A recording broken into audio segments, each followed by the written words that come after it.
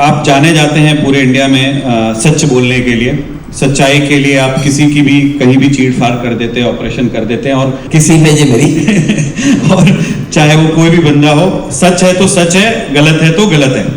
आप मुंह पे बोलते हैं, पीछे नहीं बोलते हैं, ऐसा जाने जाते हैं पूरे कंट्री में। यहाँ जितने भी लोग बैठे हैं, आपसे एकदम ऑनेस्ट ये आपको आपके स्टाइल में जानना चाहता हूं कि ये लोग गुड से ग्रेट, या यहाँ जो ग्रेट लोग हैं वो ग्रेटेस्ट, ऐसी क्या चीज छोड़ दें, क्या ऐसी जो है आपका वो अनकंफर्टेबल लैंग्वेज हो जो अगले 5 साल में अगर वो छोड़ देते हैं तो यहाँ के जितने लोग बैठे हैं सब ग्रेटेस्ट हो जाए। शॉर्टकट लाइफ में there is no shortcut to success, there is no substitute to hard work. Correct. जिस दिन हम शॉर्टकट की सोचेंगे वो शॉर्टकट कभी न कभी भारी पड़ेगा। अगर आप बहुत किस्मत वाले हैं तो 1 साल, 5 साल, 10 साल बाद, किस्मत खराब है तो पहली बार नहीं। हाँ, ये कभी भी हो सकता है। सो देखिए, आपको सर्टेन पैरामीटर्स बना लेने कि मैं ये नहीं करूँगा, ये करूँगा। मुझे ये कहते हुए बहुत खुशी, जो मैंने स्टार्टिंग में भी कहा था, मुझे फर्स्ट टाइम ये सुन के अच्छा लगा जब ये बोले कि हमारी इंडस्ट्री की प्रॉब्लम ज़्यादातर सक्सेस। 3 इंडस्ट्री का मैं नाम लूँगा मनोज जी, जिन्होंने पिछले 10 साल में रिमार्केबल इंप्रूवमेंट किया है, और इन बिजनेसेस में जितने लोग हैं वो कॉम्प्लीमेंट्स के पात्र हैं।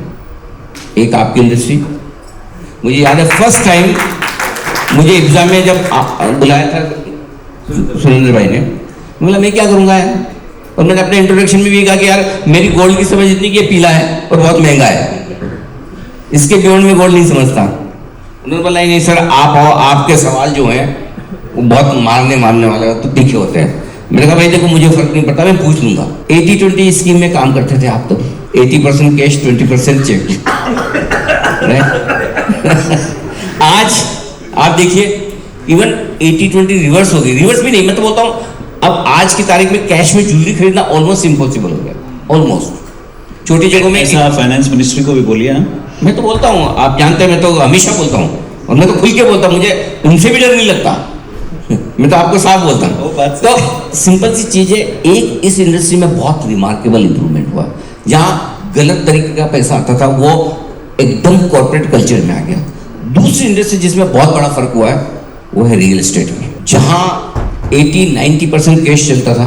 आज देखिए, और सबको ये लगता था कि यार ऐसा बिजनेस हो ही नहीं सकता हमारा ज्वेलरी का जिसमें कैश ना ले। कोई टाइटन आके आपको सिखाता है कि 100% चेक वाला बिजनेस भी कैसे किया जा सकता है।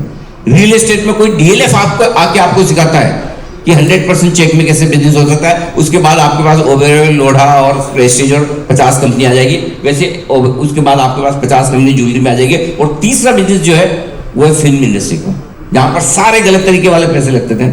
आज आप जाके आप किसी पीवीआर में चले जाइए, किसी आइनॉक्स में चले जाइए, हार्डली आपको कहीं कैश में टिकट बिकती हुई मिलेगी। सब टिकट्स ऑनलाइन है। चौथी एक और इंडस्ट्री जो अब ठीक हो रही है, डिजिटल इंडिया, वो है आपकी टोल टैक्सेस। सारे पॉलिटिशियंस के पास टोल नाके, कच्चे का पक्का करना है। अब कितनी कंपनियां हैं जिनके पास टोल नाके 30%, 40% की ग्रोथ आती है, और मेरी टीम आके सर ये कंपनी तो इतनी बढ़िया ग्रो कर रही है। गजब। मैंने कहा कुछ नहीं, ये डिजिटल इंडिया का कमाल है। पहले कैश में टोल कलेक्शन होता था, दिखता नहीं था, अब सारा का सारा डिजिटल में आ रहा है, अपने आप अकाउंट हो जाता है।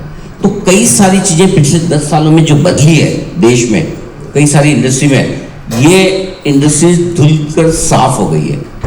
और अब हर आदमी आपकी इंडस्ट्री में जाता है कि यार हमें साफ तरीके से काम करना है, अच्छे तरीके से काम करना है, हमें गलत नहीं करना, कम बने पैसा।